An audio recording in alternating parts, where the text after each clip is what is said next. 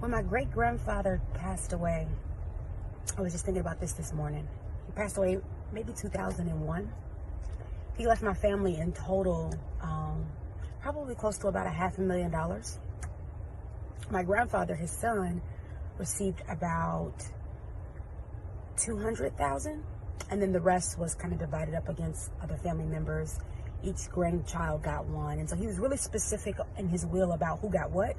And so looking back, like at 31, at the time I was, much younger.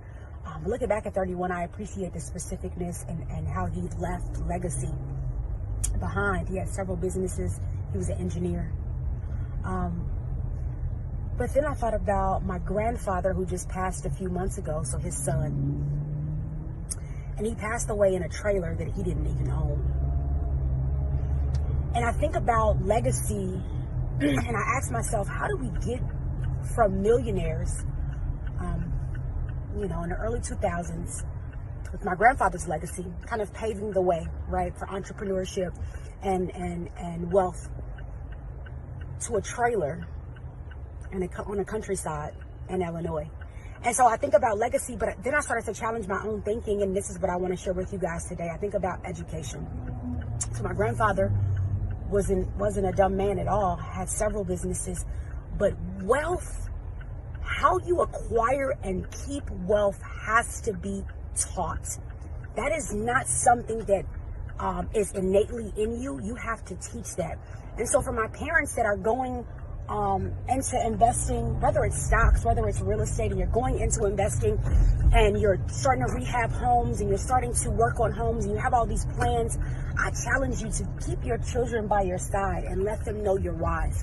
I challenge you to include them in money conversations and business conversations. And I challenge you to tell them when it's good and when it's bad, and your why you're doing it and how you're doing it and what you're trying, even if it fails.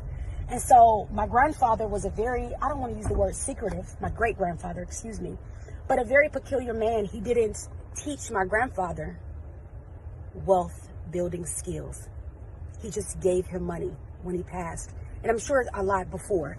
And so legacy means nothing if it's not coupled with education, because the next generation has to be ready to hold the baton and to take us into, and to really grow it, and to really grow with the baton and grow what you handed off. And so to parents, aunties, uncles, you're starting a business, keep your child right there. Keep them right there. Keep them right there and begin to share with them your why, your how, have money conversations with them. Couple that legacy you're trying to create with education. Peace, y'all.